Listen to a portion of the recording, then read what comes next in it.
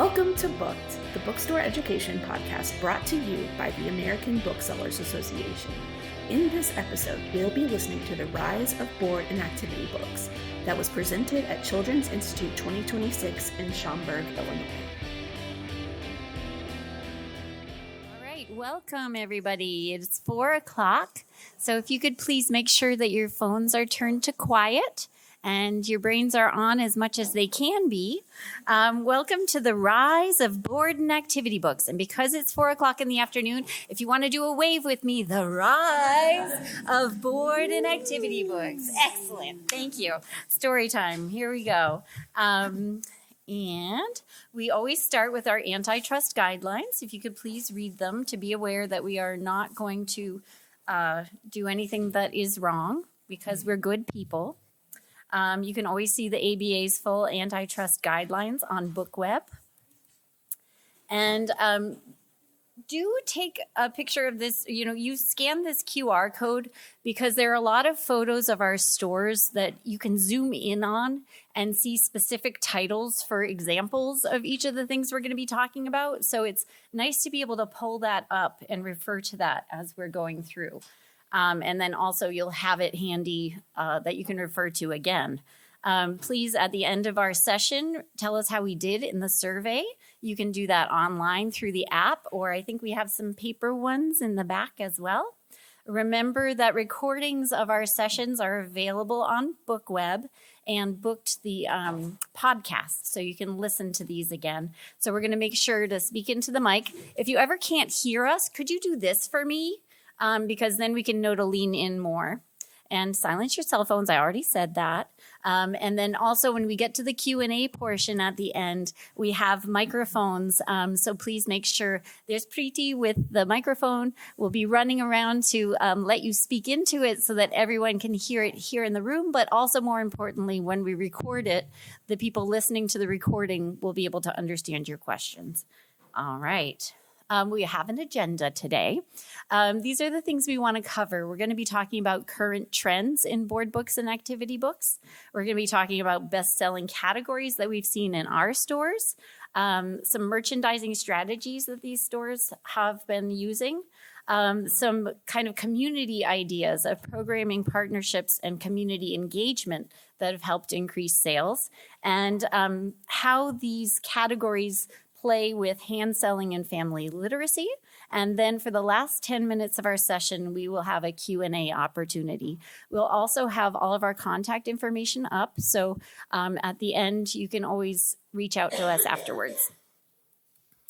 And we always like to have a goal for you. So by the end of today, if you could be able to understand the continued growth of board books and activity-based formats, have ideas for exploring merchandising and inventory strategies that increase discovery and sales in your stores, and identify programming and community engagement ideas that support family literacy and customer connection, which will also support sales.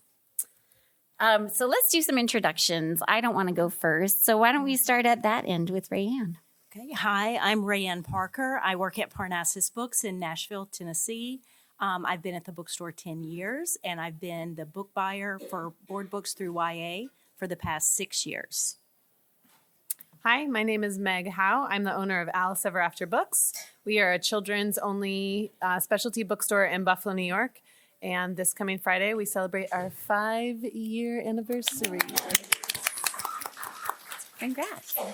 Hello, everyone. My name is Jamie Morgan, and I own Baby Cakes Book Stack, which is a mobile bookstore located in the Twin Cities. We specialize in culture and languages and children's books, though we do have a selection of adult books in the store.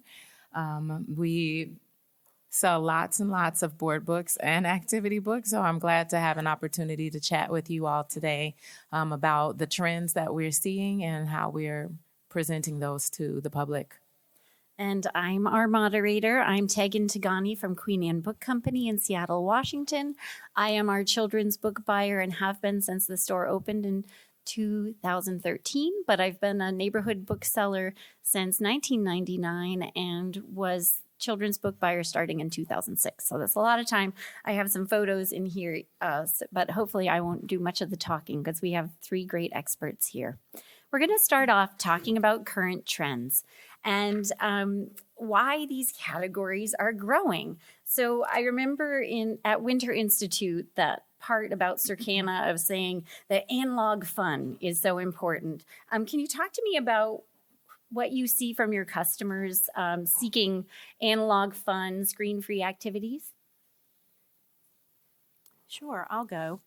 We have a section in our store that we call Facts and Fun, which is chess books, cookbooks, puzzles, and on the other side, it's gifts and games, which is art books, things to draw, and why do I think that's growing was the question, I believe. Sure, yeah. Just because we saw an exponential rise in sales of those during the pandemic, and because they're fun and people started buying them and kids come in and they want them again and again is one reason.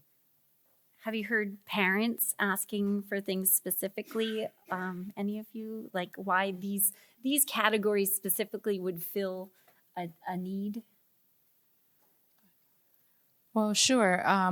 When I tried to pinpoint why I thought that we were having such a rise in these specific categories, and I think it's a number of factors that are working toward this.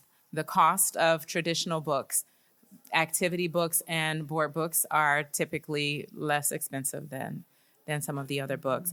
Nostalgic trends. We see a lot of, I love the 80s, I love the 90s, I love the 2000s. And so really the analog movement is kind of a movement back toward nostalgia, what we remember when we were younger. We weren't always on the devices. We were interacting with each other.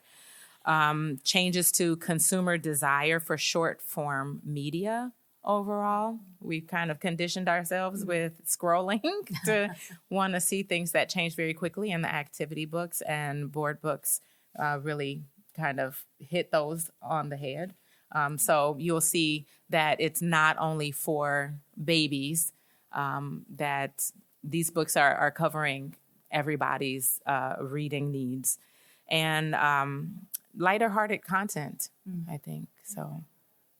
Yeah, and I think people are over screens. Yes. I think the pandemic and being forced to be on screens, and then coming out of that and being used to being on screens, and now we have so many families who are just over it, and so they're looking for something else.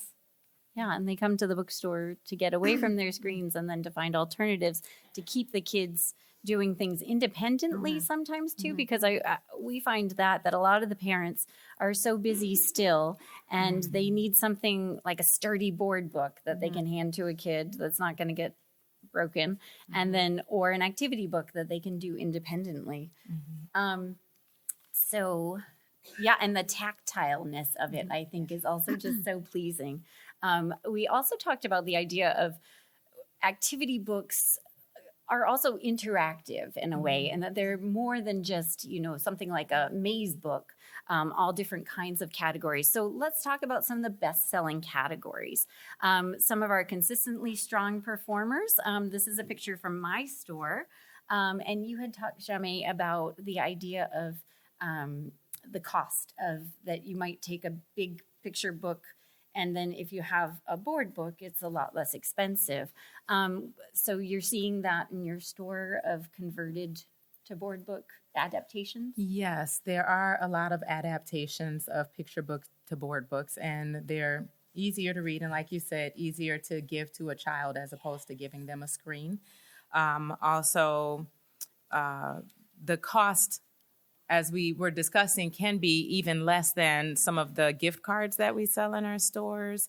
And in the area where I'm at in the Twin Cities, there's a variety of price points that people are reaching for, but a lot of the communities that I take my bookmobile to are economically depressed. And so I never want people to walk out of the store without buying something because they have to choose between a meal or a book. And so these books their price point is such that families are able to still take something when they leave. And it seems to me like a picture book that's an adaptation can also work for more kids in the family in the sense of it might have a little more story to it, but then be very baby friendly too. And Meg, I think you had talked about the bigger editions. Yeah, when I had my kiddo, he's 8 now, I was reintroduced to lap editions of board books, and we preferred them as a family because the pictures were bigger and he could put his hands right on them. But now when we do story times in our bookstore, having a lap edition of a board book is even better than reading a hardcover picture book version. The pages are sturdier, the pictures are bigger, and I can hold it up easier. And then if a kid is grabbing it after story time, I don't have to worry about a dust jacket getting ripped or pages getting ripped. So I'm always looking for lap editions of board books for story times and just to carry in the store. So any publishers in here hear that? Also, just for damages, I find that when things get delivered to the store, a board book is less likely to be damaged upon arrival. Yeah. So true. Those darn dust covers always have a nick in them. Yes.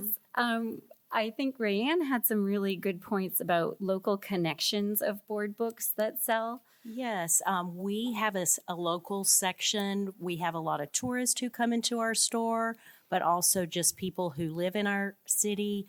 The Goodnight Nashville, anything Tennessee related. We keep those stocked up because those do go really quickly. And we have them in a special section so they can just go directly to those. Likewise with us, we have Goodnight Loon and lots of stuff about Prince. So Nice. And Buffalo loves nothing more than talking about Buffalo. And our number one sellers every year when we do the wrap up for our social media, like the top 10 books are in some way connected to our city of Buffalo. So very Buffalo proud. Very. Buffalo-lovers. Nice. That's who we are. Do you find crossover with things like Buffalo Fluffalo? Buffalo Fluffalo sells like hotcakes because when Bess came to the shop. Our store is right across from the Buffalo Zoo. So I pitched her a Buffalo Fluffalo in Buffalo reading to a buffalo. But then the kids of Buffalo had to tell her that they're actually called bison. And it was hysterical. We all have something to learn. Another perennial seller we found is holiday-themed board books. And this is, Meg, this is a picture from your store, right? Do you want to tell us about it? I mean, yeah, the holiday displays are great sellers anyway. And so many families celebrating the holidays with their new baby is such a wonderful first for them, and also for family members or friends who are looking to get a present. So anytime that we can have some kind of tie-in to a holiday with a board book, easy. And if they get extras, they can always just leave one at Grandma's house, right? Yes. Some other board books that sell, I find in my store, this is my store, I have a whole section that is Lift the Flaps, and then sound books. And then I have another section at the very bottom of my baby and toddler that is touch and feel. So that tactile element. Have you found certain elements that you don't like having in your store for like, oh, I don't like if it pops up and it's too delicate, or I need an on and off button?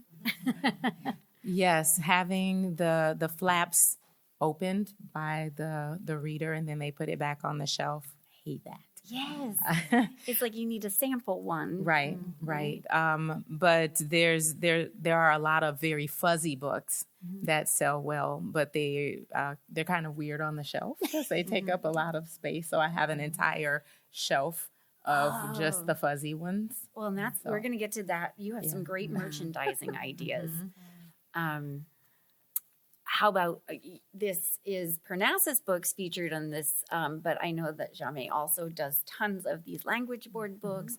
So Rayanne and all of you, do you want to share a little bit about language books and kind of concept books and why you think they work well for you? This photo has the concept books on the left and the touch and feel or the lift the flaps on the right.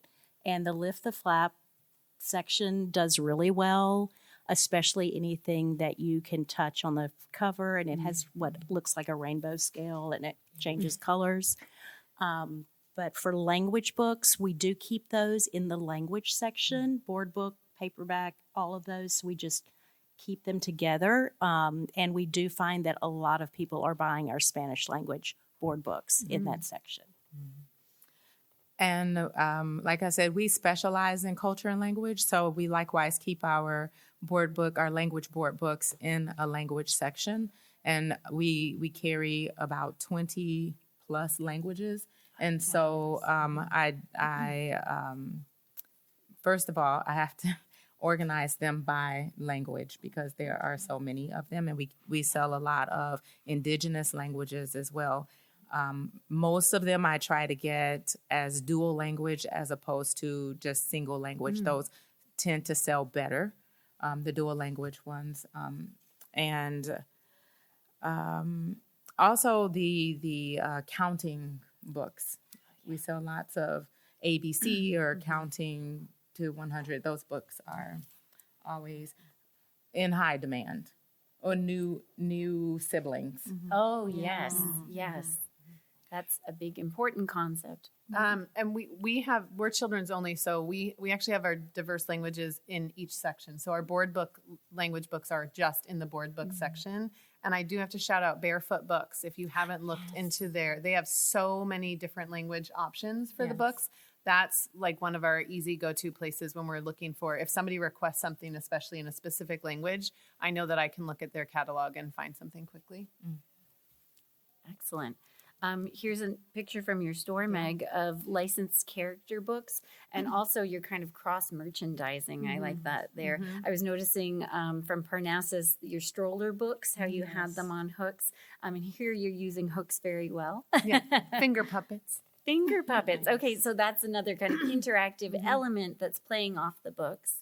And we've done some education before. You can find it on BookWeb about licensed characters and how they're such a great gateway for people to the stores. Have you had some maybe anecdotes about people who've come in and found a particular character and felt at home at your store? I, in the past, have not had a lot of board books with licensed characters, but recently I did pick up a few, and I noticed that kids were picking them up and people were buying them. So taught me something. I find that some of the older kids will gravitate toward the board book, and the parents are thrilled because it's less expensive. So everybody's happy. They go home with, there's the Paw Patrol Boop book. Everybody's having fun with that one. And we'd mentioned the kind of family concepts and learning of new siblings and potty training, always an important thing. And also we talked about identity focused books. Does someone want to explain what we meant by that? We have a section in our board book cubes, and it says identity, and that's where we put things. I'm going to blank on all the titles now. Okay. I had them all. We have like my first book of beards, my first book of tattoos. We have How Do You Jew is in that section. We have oh gosh, I'm trying to think. Anything that sort of stands out. We have our sections mirrored. Our separated sections mirrored in every part of our store. So in our picture books, we also have identity books. In our middle grade books, so you know that you can go to every section and kind of find something similar. So, and the other great thing about that for us is that when one shelf gets really full, we know that some books can be in multiple categories. So it's easy for us to reshelve and be like, oh, that one section is really full, but this book could also go in another one. Yeah. Very clever. Let's switch to talking about activity books. So we were all talking in our prep that some of us have challenges with activity books, despite the fact that they sell well. We feel like they could do even better. But some of the ones that work for us have been paint by sticker. Do you have a few categories that you think like, oh, you must have this category of book in your store. If you don't, you're missing out? I will say the how to draw books, anything art related, the coloring books, the cozy critters, I believe they're called. It seems like there's so many of those that people are coming in for now. It's hard to display them in a great manner, so we're being creative with that.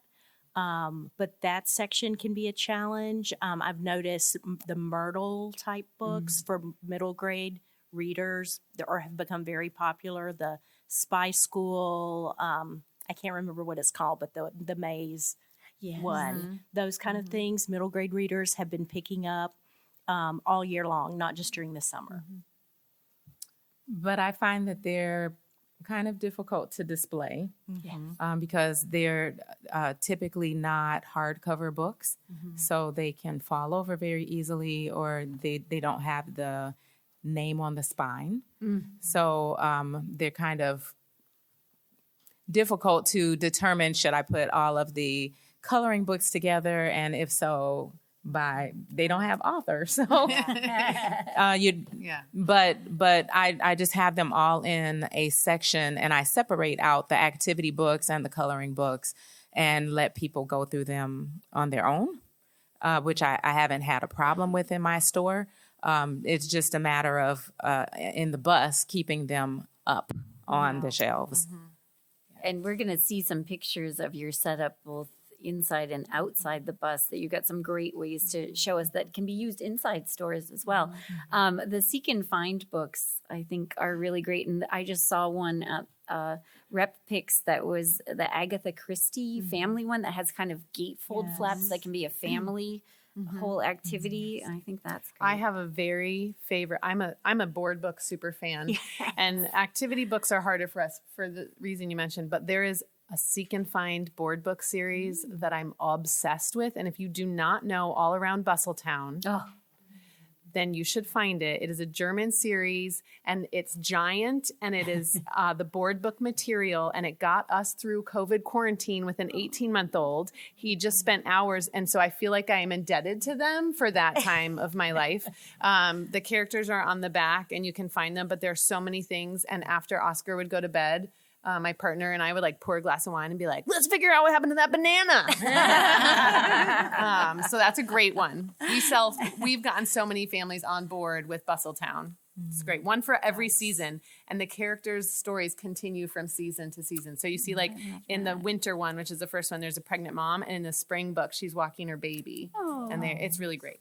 And so there's almost like a wordless element too, that you're kind of working on telling story, which is another way that we interact with books, is not just reading what's on the page or doing what it tells us to do, but coming up with our own way to interpret it. Some emerging opportunities we were discussing of like thinking beyond the maze book or the thing with the white clean markers.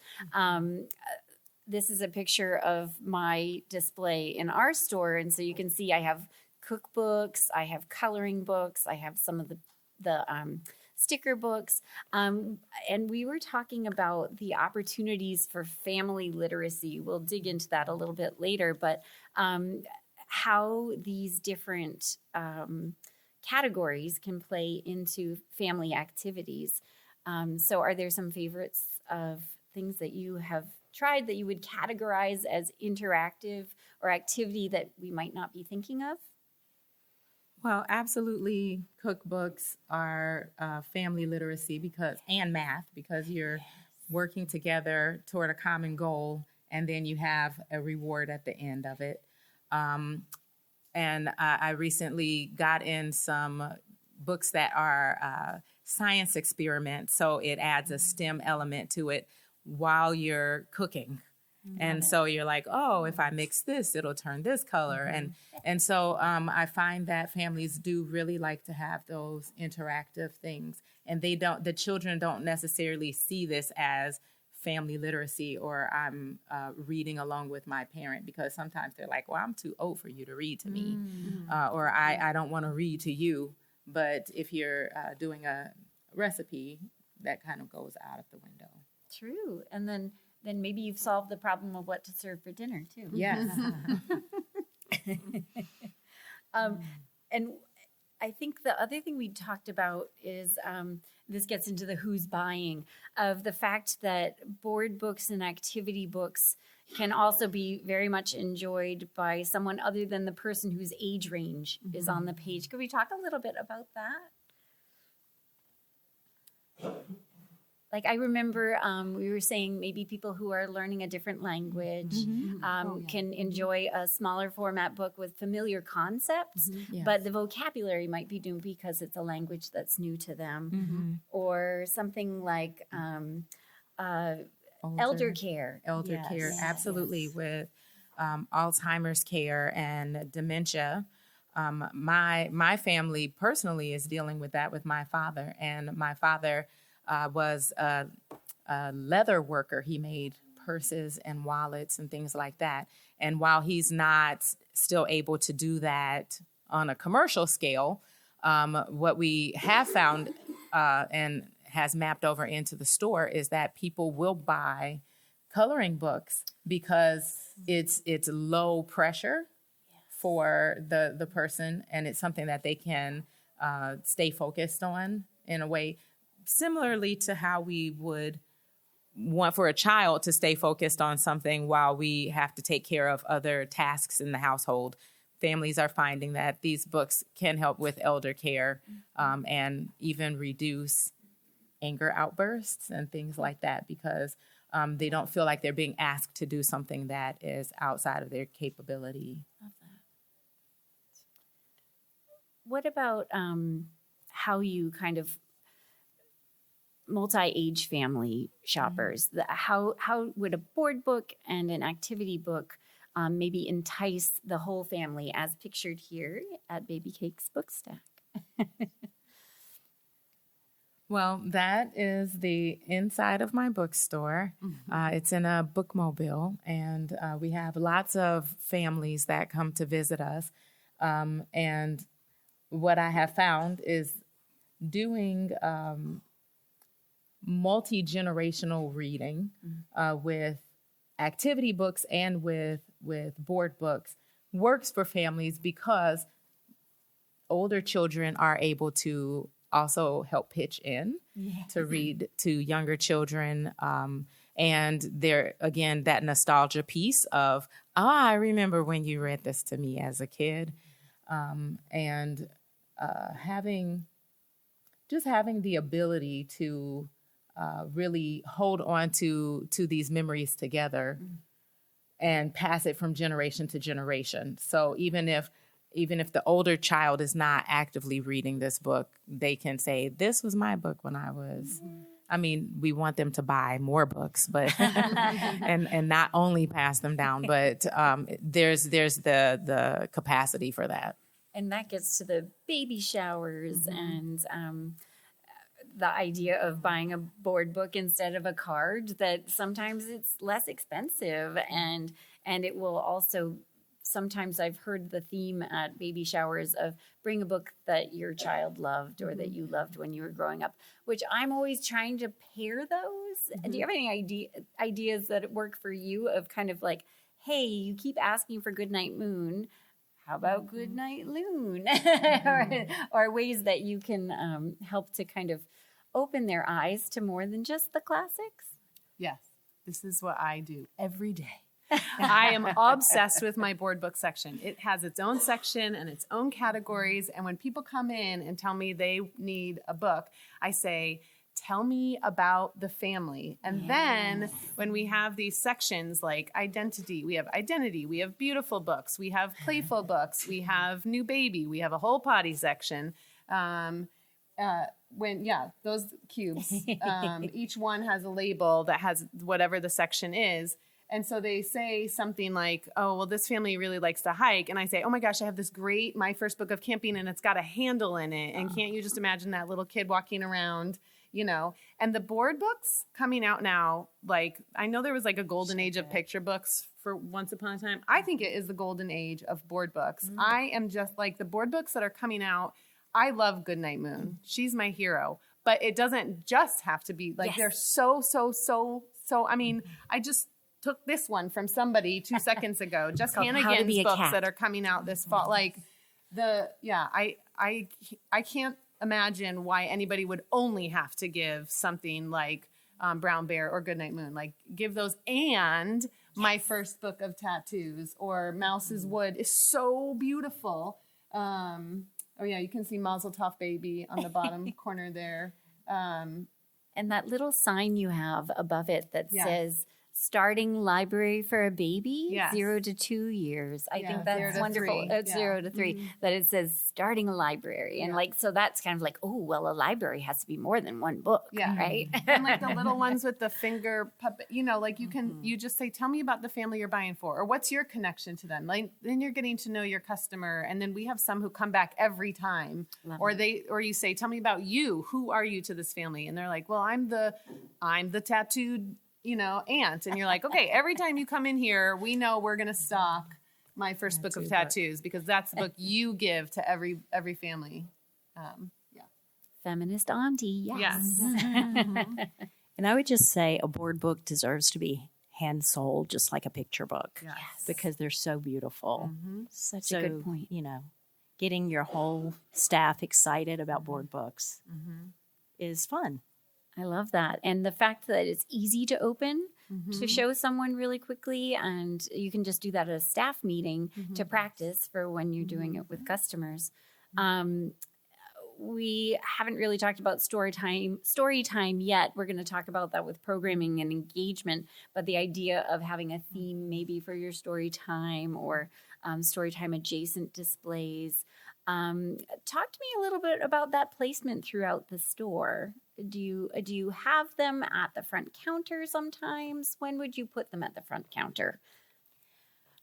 Activity books or board books or both? Both. Why not both?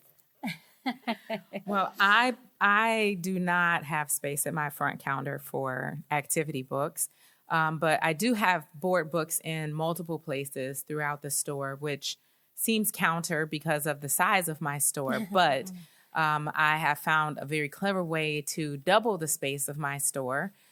Whenever I pull up to a location, I have tents and tables and bins of books outside. And what that does, it invites people to come to the store, but there's a hitch to that. People who are with kids in a stroller, they're like, I can't come in the store, and I don't want to. I have a wheelchair elevator on the bus, but that entails a lot to get a stroller onto the bus. So what I have done is set up a display of board books outside as well, so that, and some of them are repeats of what we have in the store, but some of them are unique, because I want people to be able to really shop in both sections of the store. But I have board books in the language area. I have board books that have to do with music in the music section. It really works for us to have them in multiple places too, because of the shape of the store. You can imagine the inside of a bus, of a bookmobile.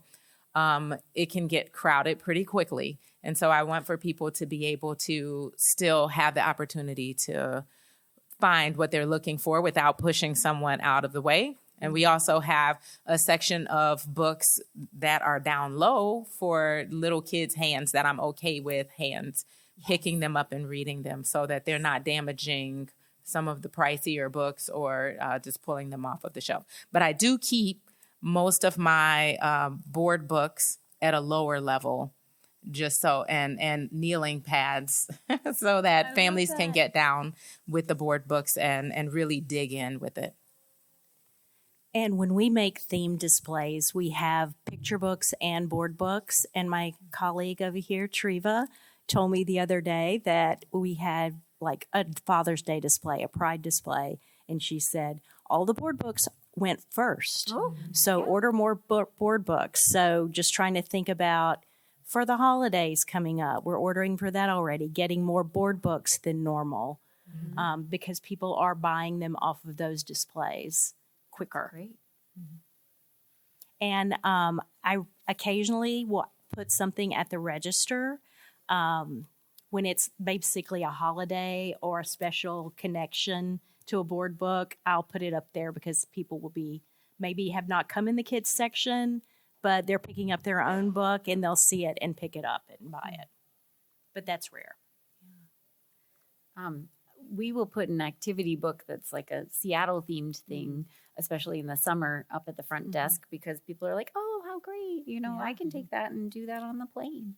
And we were talking about accessibility in the physical sense of being able to find your books and explore your books. But we're also talking about accessibility in the sense of welcoming spaces for economic reasons too, and for potential tantrums that, we need to be child friendly. Emotions are strong and it's okay to have strong emotions about, I really want this book. And I thought we had some really creative ideas that came up, like Meg's maybe later idea. Yeah, we have a maybe later shelf. It is behind the front desk. You can see Tilly there. She really wanted those mustaches to take home. And it was not the right day for those mustaches. And so the kids get to pick a color, their favorite color. They put their name on a sticky note, and then we put it behind the counter on our maybe later shelf. And then we sort of make eye contact with the parents. We say we'll hold it for 2 weeks. And then we make eye contact with the parents as they're leaving. And sometimes they're like, and we know that we can reshelve it as soon as they leave. And sometimes those kids come back looking for them, but it has thwarted many a tantrum. They get to pick their favorite color. They get to write their own name. We let them walk behind the front desk and open the door and put it on the maybe later shelf. Sometimes if it's a really hard let go, I have to pretend to be a bodyguard and I show them just what I'll do if somebody tries to take it and I say, no, those mustaches are for Tilly. And then it gets a little clever laugh. And then a trick I learned from Ippocampo books is that I give them a sticker and then they walk out the door. So the maybe later shelf is very popular amongst our grown-ups and our children alike. And then we also have a barter for a bookshelf in our store. And this was an idea inspired. We have a staff read every year. And a few years ago, we read Serviceberry. And we also read Bog Myrtle.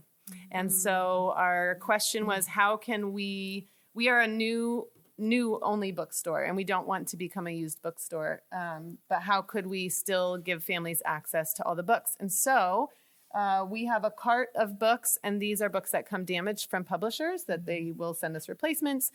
These are books that sometimes come from our own homes that we do not accept donations for these. And then we came up with the menu of options of what are ways a person could pay for a book instead of actual money. And so we have a magnet board. That's what you see on the picture on the right. And that we wrote those with wet erase markers so we can change them as needed. But things are like tell us a joke or do a dance. We have a 30-second dance party button that you can press and everybody in the store dances and you get a free book. And you can pay what you can, and that could be 50 cents. It could be $10. It could be a pine cone you found on your walk to the bookstore. And it is great. It is great for everybody. And I have heard the best jokes. If you need any good jokes, you see me afterwards. We also talked about how you can pair books with gifts and experiences. We have a picture here of Parnassus Books, their games and gifts section that was referenced earlier. And we have on this slide some selections of potential pairings. I think that kind of speaks for itself, but things like food-themed books and cookbooks, or like, little oven mitts and cookbooks, activity books and travel items. But let's keep moving because we've got so much to talk about. And we were talking about the challenges of the activity books. Here's Baby Cake's book stack. You can see those ones without good spines, or they're so thin it's hard to find them, and that we all would love a spinner rack that will show face out, but that takes up space. And so creative ways to maybe even have a book stand with one of the books facing out and then something else in front of it that's like, ooh, that's intriguing. I want to see what's behind. I find that in my Lego section, for example. I can put one of the big Lego books and then one of the smaller ones with a minifig in front of it, and then one of the little tiny puzzles right in front of it, so it's kind of nested. And then I'm going to have to fix it. Like, I'm going to have to fix it all day, but also maybe somebody takes it home and I have to refill it. So just to know that there are always going to be challenges, and it's okay to play around with it, I would say. So now we're getting to the section about programming, partnerships, and community engagement, ways that you have relationships in your store that help to sell both board books and activity books, and how we bring families into the store and have them look forward to coming back to the store. So could we talk a little bit about some of your programming and why you think people are coming back for it? I'll just say we do have a few local authors and illustrators who have written board books, and we have had launch events for them during story time, and that's been successful, and they will still sign it on the back. So that's been fun to promote that. There have been some authorless events for activities that our events team has done that has been really fun, and it's a free event to come in the store. Likewise, we work with a lot of local authors and having activities to go with it. So it's not just story time, but also a coloring page, or we get to create a drum, or whatever the book is talking about, having that activity. And we do activities every weekend. So at the places that we are scheduled and set up for weekly, the families know to come back for those activities because we're going to have a new author there and a new activity that they can, stay with us for an hour or so out of their day. And the kids will walk away satisfied, and the parents haven't had to fight with their kid for an hour. Have any of you had something like a publisher who's provided a coloring sheet that's a sample from a coloring page, and then you see it work? Yes. Yes. And I know. Sorry for all So we have a listening. free coloring table also. Excellent. With crayons and the coloring sheets, that even if someone isn't purchasing the book or they're not there for a story time, they're able to do a coloring. And it's just a little tyke size table. So kiddos know that this is their space. For them. I love that. And I think that then might be like, oh, well, you're enjoying that so much. Let's take home an actual coloring book. Yes. Right. Some of the popular hits of this tie-ins and the local author. Which of you did a scavenger hunt with passports? I did. Yeah. We do Waldo. Yeah. About to start. Which is Seek and Find, right? Yeah. Activity book. We had a few years ago for Independent Bookstore Day, we got a little gold bug scavenger hunt that we didn't use on Independent Bookstore Day because we had so much going on, but we saved it for another time. And now there are just gold bugs all over the bookstore. And so if there's a squirrely kid, we'll be like, there are 10 gold bugs hiding in this bookstore. Can you find them? And then they stay busy. Yeah. Repurposing. Yes. Wonderful.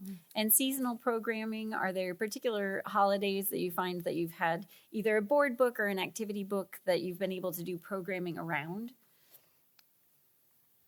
We, with the cookbooks, the America's Test Kitchen has done a line of cookbooks, and one of my good friends is the cookbook writer for them. Nice. And so we had her come in, and it was really great. And we did it in November, so close to like holiday season. And then, people wanted to buy that as a gift and also as an activity for things to do. That's excellent. It was in our regional holiday catalog. So yeah. Also, with the community passport idea in the Twin Cities, we have about 40 independent bookstores. And so for Independent Bookstore Day, we always have a passport where all of the readers will madly go around to all of the bookstores and get them stamped, and they turn into coupons for them to come back for us later. But also, each bookstore gives a gift, either a gift card of a certain amount. And in the past, it was an actual book that we would pick and handwrite a letter why we chose that book to give to them. So partnering with other bookstores in the community can really get people moving between the bookstores and get them in the mindset of let's buy books. Yeah, we did. We copied the state of Connecticut this year, and we offered the fast version in April for Independent Bookstore Day, and then we have a slow and steady version, so it goes from April until Labor Day. And I matched my Waldo locations are all near bookstores. Nice. Wow. So that when the kids are going to find a Waldo at the donut shop next door is another indie bookstore, and so they can do 2 stamps in one, visit. That's fabulous. They say rising tide, Yeah. right, raises all boats. And community partnerships, already you're talking about that. Do any of you do things with schools and preschools that might involve this type of book? Yeah, so this is a picture of Erica Siratich. She wrote a fabulous board book called Mail Duck. There's 2 in the series, Mail Duck and Mail Duck Helps a Friend. They have flaps, there's shapes. Erica also illustrates for Highlights magazine, and she lives 2 blocks from our store. And so we got a local Head Start, got a grant to do an author visit program. And so every February and March, amazing times to do this. They pay us a fee so we can pay her, and they buy 240 copies of each book. And we do 24 classroom visits over the course of February and March. And we've been doing this for 4 years now, and it's the same 2 books. So Head Starts, some places I know that the funding is getting cut, so that's a bummer, but ours still has funding. So if you have any local Head Starts, I would highly recommend reaching out, especially with board books. It's the kids love it every time. Have any of you done a fundraiser for a specific, sponsor a preschool's little library or something like that? Not like that, but we do have school shopping nights where a certain percentage of the profit goes, or sales goes back to the school. And they tend to love things like activity books, right? Yes, think of that Scholastic book fair feeling, right? Yes. And when they've got their own money to spend, it Yes. feels like that's to stock up on those when you have those kinds of nights, right? Yeah. And it is useful to partner with community organizations like Little Free Library because they have programs that they run that they will stock some books in each of their Little Free Libraries throughout the community, and they need the books to put in there. So if you partner with them, then you can get pretty large orders. And also I have found doing the school nights are very successful, give a percentage back to the school. And we also roll that over into an online book fair so that if someone, if the families from the school are continuing to purchase even after that one night that we're there, they can put in a code and still get those funds to go back to the school. Yes, that's great. Something our store found was a customer requested when she had a new grandchild, the Dolly's Imagination Library funding had been cut for her grandchild's area. And she said, could I just buy all of those books for the infancy to 1 year? And so that was a great partnership for us, and kind of there were some books that were not available to us in the format that she'd requested that Dolly can get access to. And so it was also a nice opportunity for us to align ourselves with Dolly loves literacy and so do we. So here's our suggestion for the one that we can't get that's a Dolly specific one.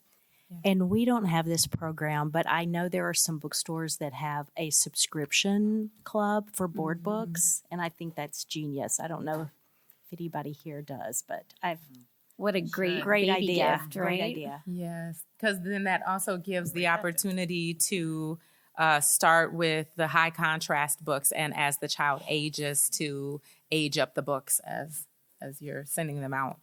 And then you're really demonstrating too that you know your stuff, right? Like I know what's right for this age of child. We also have other engagement opportunities. Does anyone want to speak to library partnerships, tourism partnerships, or community literacy collaborations that we haven't covered? We're kind of getting close to the time, so we'll just keep moving. Hand selling and family literacy, that is very important when the parents say, I want you to get a real book, to explain that activity books really are reading. So you had some great talking points when we were, so you can see some of them here. Do you want to talk about your talking points and how you would use them in your store? So any reading activity supports literacy. Does somebody want to claim that? Well, graphic novels count. That's my favorite. But I know, Jamie, you were talking about activity books and how those are real books. And I just love the way you explained that, because I felt like I learned from you. And cookbooks. And I just think anything that you're reading together is engagement with the family. Absolutely. And it creates an appetite for reading, so that once the child gets older, then they will continue to want to feed that need for reading. Again, any reading, to me, activity supports literacy. That even includes when I was growing up, I would read I'm aging myself, but I would read the liner notes to tapes, and that's literacy. You're getting in there and you're reading. And if you really think about it, you can make a list of all of these things that count as family literacy that are really building a desire for kids to want to read that you don't necessarily think of as literacy. And that idea of board books and activity books being gateways to lifelong learning is such a great talking point of you have to be hooked. That's the gateway drug you want, not. And we have some hand-selling strategies about pairing board books with picture books, age-appropriate activities, which were mentioned with the idea of the high-contrast board books and themed bundles. Got a great picture there from Meg's store. We're leaning into Storytime sponsorships this year. We found that our families in Buffalo, the rising gas and grocery prices have hit them hard. And our events are packed, but people are not buying books.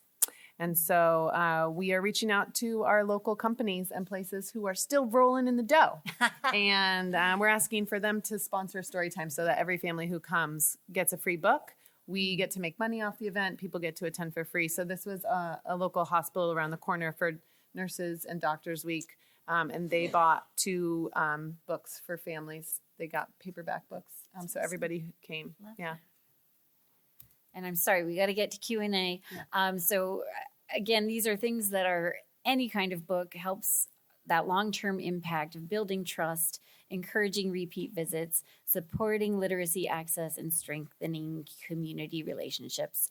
Our call to action for you is to think about which of these steps on our call to action slide 37, you might want to do yourself, that you might want to create a dedicated board book destination, cross-merchandise with gifts and toys, make sure you reframe activity books as literacy tools, expand beyond traditional coloring books, develop low-lift interactive programming or do some sort of sponsorship, and identify local partnership opportunities. So you might want to just think about which of those you want to tackle first and what is one actionable item you can take back to your stores immediately. Feel free to jot it down. You can, send yourselves a picture of this slide to say, oh, before I go home, think of that. And now we want to open up the room for some Q&A so that you can ask questions. This isn't a question, but it's another potential partnership. We had pediatricians in our community that applied for a grant so that they could give books to children at their well child checks. That's now expanded into our community foundation funding it and other sources, so that we work now with every pediatric office in our community to provide a free book for every child at their well child checks from age 6 months to 5 years old. And it helps, too, that I can work with the publishers on B2B pricing because the books are being given away. The pediatricians and their staff, their nurses, are ecstatic when they get to share a book with children. Families of all income levels are building home libraries, and they all appreciate it. And those families that can afford to buy books know that the program is free to them as well, but they often then make donations if they are customers at the store because they know that we contribute that back to this program. So it's not a common thought to approach pediatricians or doctors or a community foundation, but it has been phenomenal for us because each one of those books also carries our name on a sticker so families know they can come to us. The library works with us so that they can get library cards to the parents, and they include instructions for ways to engage with children at each one of the age groups. So it's a true partnership that is. And what is your store? Pardon me? What is your store and your name in case people want to follow up? My name is Beth Stroh, and we're in southern Indiana, at Columbus, Indiana, which is about an hour south of Indianapolis. Excellent. Thank you for that idea. I'd be happy to talk to anybody who wants to explore it. Thanks.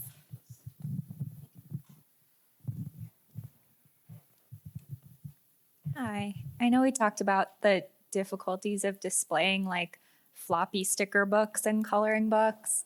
That's a big problem for us. And I was wondering if anybody around has any like container you've repurposed or some kind of stand that's helpful so that they don't just end up a mess. We took one of those front-facing cardboard things from some book that came out, and we saved it. And so we put as many activity books front-facing as we can, and then we have like a spillover shelf, and that's where the others are. And then when the front-facing ones sell, we just rotate them out. We also just try and put them on every display possible. Yes. Like if there's a way to connect one of our activity books to a display, we get it out there. And I was at Cover to Cover Books in Columbus, Ohio, and they have a bathtub that holds their bathtub books. Cute. And ever since I visited, I have been looking for a bathtub. So if anybody finds one, let me know. I think it's so smart. We have time for one or two more questions, and do come and follow up with us if we don't get to your question. Hi, mine wasn't a question, that was just adding on. We use basically like a magazine rack, like kind of vibe, and that works really well for them. And IKEA has these wooden bins too that you can put them in.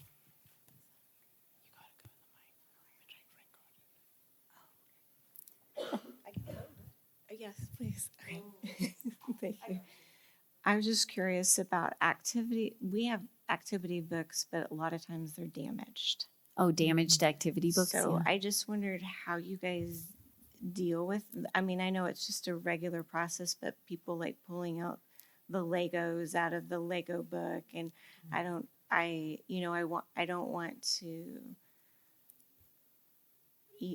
put up a sign necessarily. Right. And I don't want to just, I love the curiosity, but I just didn't know all of, especially if it's a licensed character, they want Adam. How to be welcoming, but also not destroying all of your inventory tips. I try to put things like that only where adults can reach them, but it doesn't always work. Yeah, our general rule is if you can reach it, you can touch it in our store. So kind of like Jean-May was saying, the things that are on the bottom, we fully accept that they might get handled. I've read on like the Facebook groups for booksellers, lots of different philosophies and beliefs about this. So I think picking whatever works for you and then just sticking with it. Some people do signs. We have found that the number of items that are damaged and the loss that we take for that is not worth making a comment about it to families. We want our families to feel welcome. And so we just let it go. And I would say probably we get like 10 books a year that, get damaged that we can't resell. And for me, I'm like, that's 10 books, that for a family to feel like they have a place where they belong and they can be safe with their family. That's worth 10 books for me. We combat that by having a bin of books that are used that the families can pick up and read. There was one book that we were learning about in our speed dating today that has a little Lego character, and someone said, "Is this wrapped in plastic?" And they were going to check for it, but we have the ability to wrap the books in plastic ourselves by getting those little sleeves and putting them in there. So that's one option. It's not the best option because people do want to open the books to look at them, but to preserve the inventory, it might be worth it if you're finding that you're having a lot of issue with that. And I'll find that we'll just put like one of something, and then my back stock I have stored elsewhere, so they can't destroy all of that book. So then it's kind of meeting it out. And if I find that, it's not coming back out while that family is in the store, if they're having a hard time controlling their hands. Yeah. All right. We've got 1 minute left, so I will say thank you all. Thank you so much to these wonderful panelists. Thank you.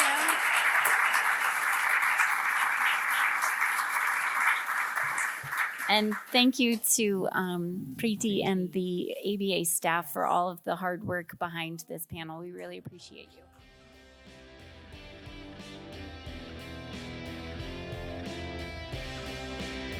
Thank you for listening to Booked, the bookstore education podcast brought to you by the American Booksellers Association.